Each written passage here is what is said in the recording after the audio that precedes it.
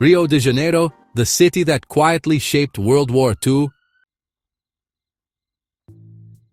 The war didn't always roar with tanks and explosions. Sometimes it whispered from tropical coastlines, behind diplomatic doors, and along shipping lanes most people never talk about.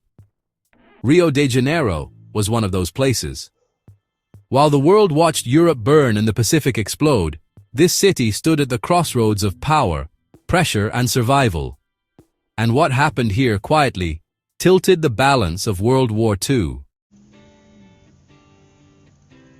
This is not the Rio you see on postcards.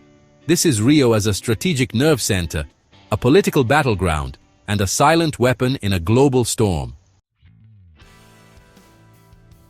Why Rio de Janeiro mattered more than you think.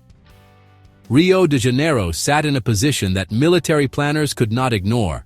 It was the closest major port in the Americas to Africa. That single geographic fact made it priceless. Aircraft flying from North America to the African front depended on routes that passed near Brazil's coast. Supplies, fuel, and troops moved through these waters. Control Rio, and you controlled one of the arteries of the Allied war machine. At the same time, the South Atlantic was under siege. German submarines prowled the ocean, hunting merchant ships, choking supply lines, and spreading fear far from European shores. Brazil was officially neutral at first, but neutrality does not protect you when torpedoes start hitting your ships. And they did. The moment neutrality collapsed. In 1942, German submarines attacked and sank multiple Brazilian merchant vessels. Hundreds of civilians died. The ocean delivered the bodies back to shore. Neutrality didn't survive that. Public anger exploded, Protests filled the streets. The message was simple. Brazil was already in the war, whether it admitted it or not. Rio de Janeiro became the political heartbeat of that shift. Decisions made in offices and meeting rooms here pulled Brazil firmly into the Allied camp. This wasn't symbolic. It was operational. It changed the map. Once Brazil joined the Allies, the South Atlantic stopped being a blind spot and became a defended highway. One of Rio's biggest contributions didn't involve soldiers firing weapons. It actually involved airplanes taking off, landing, refueling, and then taking off again. Allied aircraft moved from the United States, down through Brazil, across the Atlantic, and into North Africa and Europe.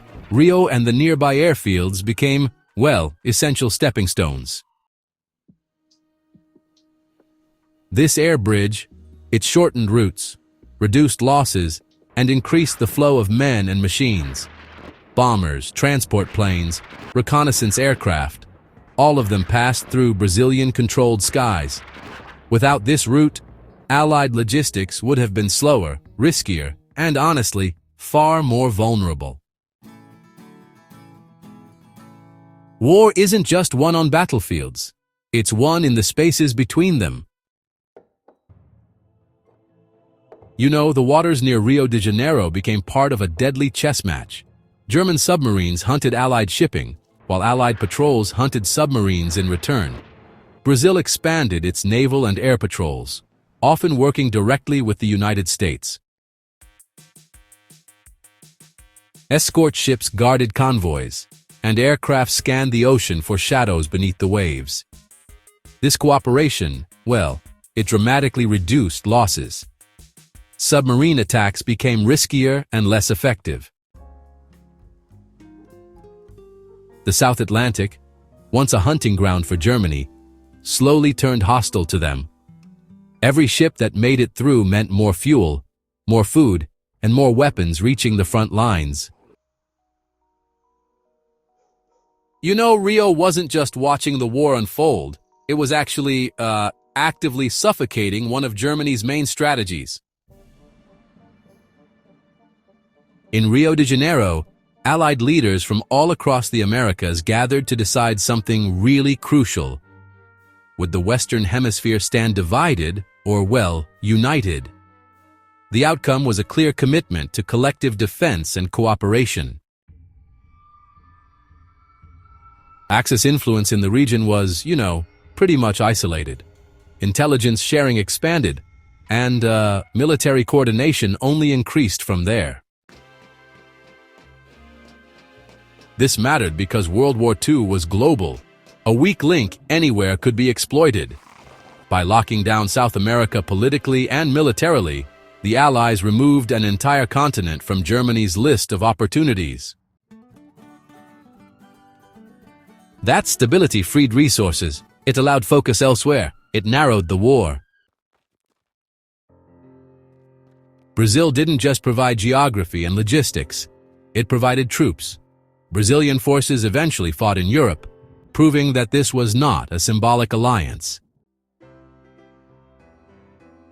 Soldiers trained, deployed, and bled alongside other Allied forces. That commitment really began in Rio, where policy became action. It's where speeches turned into mobilization. It was the place where a nation decided it would no longer stand on the sidelines of history. The city became a launch point for Brazil's transformation from neutral observer to active participant in the defeat of fascism. World War II history often zooms in on famous beaches, famous generals, and famous battles, but quiet places get skipped. But war is a system. Remove one piece and the entire structure weakens. Rio de Janeiro kept the South Atlantic open. It secured air routes. It anchored hemispheric unity. It denied Germany reach and influence far beyond Europe. These are not small things. These are foundational things. Ignoring Rio means misunderstanding how the Allies sustained momentum across oceans and continents. Rio's World War II role teaches something uncomfortable but, well, absolutely vital. Power isn't always loud. Geography, it can be just as decisive as armies. Alliances, they matter most before crises really peak. And honestly, civilian pressure can force governments to act when diplomacy hesitates. In a modern world, one that's still shaped by global supply chains and strategic choke points, these lessons, well, they haven't aged a day. Rio de Janeiro didn't just witness history. If this changed how you see World War II, make sure you subscribe to the Scars of a Global Stormfronts. Share this story with someone who thinks the war was only fought in Europe and the Pacific. History, it hides its most important scars in quiet places. And we're here to uncover every single one.